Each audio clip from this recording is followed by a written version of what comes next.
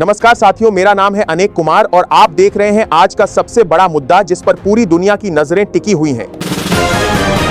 साथियों, पहले जरा इस वीडियो को देखिए। आंखें खोल देने वाली सच्चाई सामने आ जाएगी कि कैसे इस सरकार ने देश को महंगाई के दलदल में धकेल दिया है।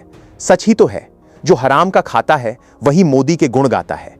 अब इस वीडियो को पूरा देखिए और खुद सुनिए कि इस आदमी ने कैसे मोदी के खिलाफ ताबड़तोड़ और खतरनाक अंदाज में एक एक सच सबके सामने ला दिया है।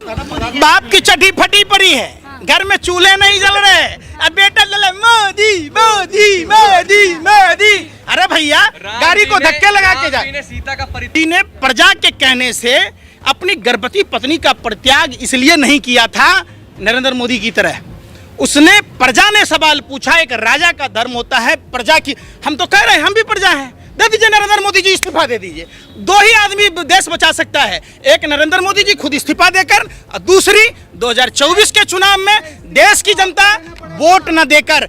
भाइयों बहनों मित्रों, बहुत हुई भ्रष्टाचार की मार, अब की बार बसकर यार। रानी ने कहा है कि राई को पहाड़ बनाना, स्मृति ईरानी ने 13 रुपए किलो चीनी कहा था। मैं पूछ रहा हूँ ना भाई, आप तो पत्रकार हैं, आप ही बोल लोगे तो फिर हम क्या बोलेंगे? आप हमारा हक ना है। जिस आर्टिकल 49 की बात आप कहते हैं कि आप सिर्फ पत्रकारों को ही अधिकार है, देश की जनता को कोई अधिकार नहीं है। आप मदारी के खेल दिखाओ डुगडुगी बजा के, अपने किराए का गेस्ट, किराए का ऑडियंस। अरे भाई, देश की जनता जो सुनिए, देश की जनता कहती है चौधरी के साथ है। फिर मैं क्या कर रहा हूँ? रिपीट क्यों कर रहे हो? आप स्मृति ईरानी के साथ है, सुधीर चौधरी के साथ। मैं सत्य के साथ हूँ, दोनों झूठे हैं। कुछ चीटियां लाइन में जा रही थी, आगे वाला बोलती है मेरे पीछे दो, मैं पीछे वाला बोलती है मेरे आगे दो, लेकिन बीच वाला कहता है क्या कह रहा कि मेरे आगे भी दो, मेरे पीछे भी दो। तो बीच वाला झूठ बोल रहा है ना, ये दोनों झूठ बोल रहा है। सुनिए, जिस प्रोग्राम में बोला गया वो 5 स्टार होटल में प्रोग्राम आयोजन होता है। आज तक की लोकप्रियता खत्म हो गई, लोग इनको रिपब्लिक भारत जैसे चैनलों को झूठ फैलाने की मशीन समझते हैं। एगो गुल्लू दिखाता है चश्मा पहन के, आर पार। अरे भैया, काहे की आर पार है? कॉमेडी दिखा वो मदारी के खेल ले लो, तेल बेच रहे हो, ताबीज बेच रहे हो, लोगों को बेवकूफ समझा है क्या? प्रधानमंत्री से परिवारवाद पर डिबेट करा के देख लो, कैग की रिपोर्ट आई है उस पर डिबेट करा के देख लो, महंगाई पर कराओ, बेरोजगारी पर कराओ, तो क्या कहेंगे? आप जैसे लोगों को महंगा पापा दी बेचते हैं ना, जो हराम का खाता है वो भाजपा का गुण गाता है। अगर इनकम टैक्स, अरे भाई, अगर इनकम टैक्स सीबीआई ईडी ने पत्रकारों के ऊपर छापा मारा तो देश लूटने वाले गिरोह का जो सरगना है, क्या आप लोग जो मिलकर लूटते हो, उसका तो दोनों चीज खुला हुआ है। अब क्या खुलेगा? मुंह खुलवा लीजिए ना। उसका बेटा भी नेता बनने के कगार पर है, तो परिवारवाद वहां नहीं दिखता।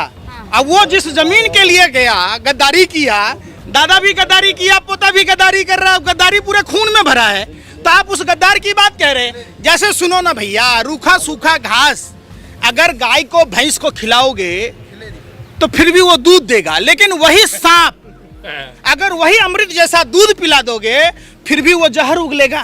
तो गद्दार है कौन है? यही भाजपा वाले कहते थे कि इनके बाप दादा गोले अंग्रेजों की दलाली करते थे, अब क्या आपका रिश्तेदार हो गए?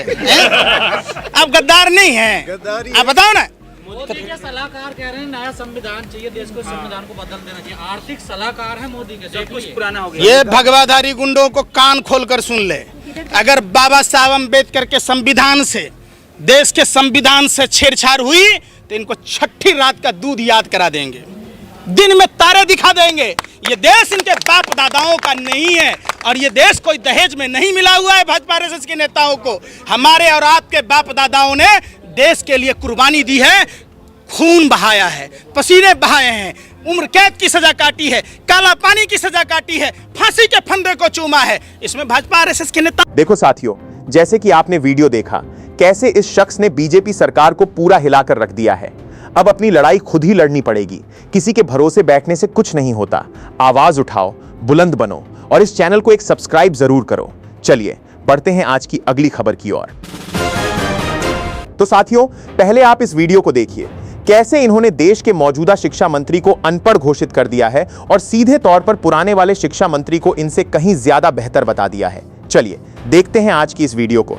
एक गलती कर गए, अभी एक शिक्षा मंत्री न तो रिजाइन कर दिया, यूं दूसरा शिक्षा मंत्री और कोई बना दिया। मैं तो इसके बारे में देख रहा था भाई, प्रहलाद जोशी। भाई प्रहलाद जोशी वो पहले वाला तो एमए था जी, तो बीए ही है।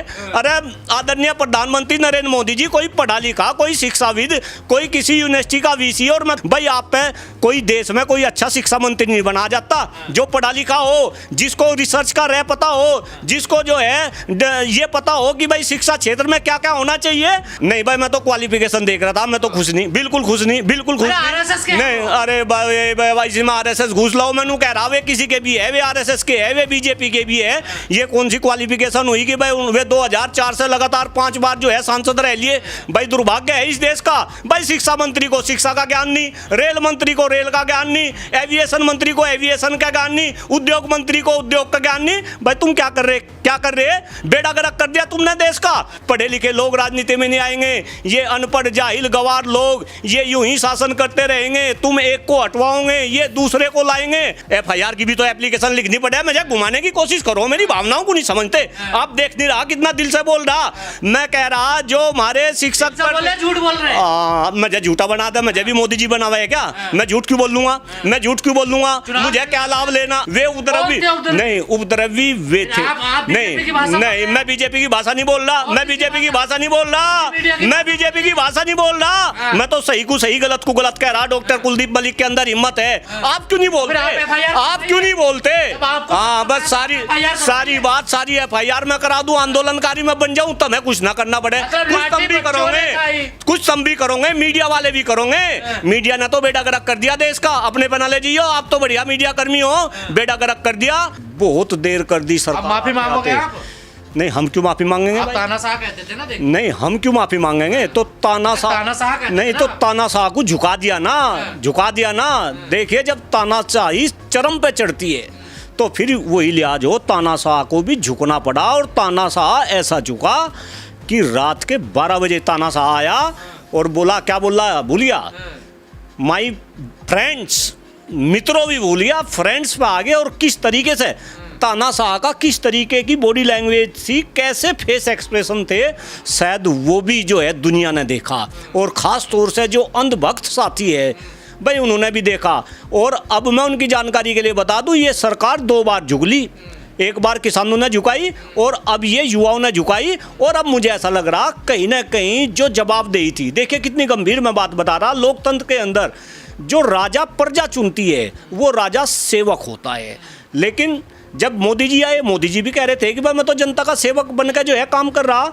लेकिन शायद मोदी जी भूल गए कि वे सेवक थे। तो आप तो घमंडी तानाशाह कहते थे, सरकार ने बात करी बच्चों से। देखिए एक बात बताओ भाई, बात करी 36 दिन के बाद सब कुछ लूट लिया, पिट लिया। देखिए मेरे बाबा जी मुझे एक कहानी सुनाते थे, वो कहानी में आपके चैनल के रुक जाओ यार, रुक जाओ, आप हमारी बात पूरी होने दो। यहाँ बाबा जी की बात हो रही, कम से कम वो तो सुन लो, कुछ ज्ञान की बात सुन लो। बाबा जी ये सुनाते थे कि भाई एक बुढ़िया बेचारी जो है चोरों ने लूट ली। अब जब चोरों ने लूट ली तो लूटने के बाद वह बुढ़िया भागी जा। तो कोई दूसरा आदमी मिला, उससे पूछा ताई भागी क्यों जा? नुको बेटा मुझे तो चोरों ने लूट लिया। नुको तुझे चोरों ने लूट लिया तो लूट लिया। अभी तो सिगरेट पीती हुई। दोस्तों जैसे कि आपने इस वीडियो को देखा, कैसे इस आदमी ने शिक्षा मंत्री को सीधे आरएसएस से जोड़ दिया है। देश को बर्बाद करने में इन मंत्रियों का कोई मुकाबला नहीं है। जनता महंगाई से त्रस्त है और ये अपनी कुर्सियां बचाने में लगे हैं। क्या वाकई देश के शिक्षा मंत्री आरएसएस से जुड़े हुए हैं? इस पर आपकी क्या राय है? नीचे कमेंट बॉक्स में जरूर बताइए और चैनल को सब्सक्राइब कर लीजिए।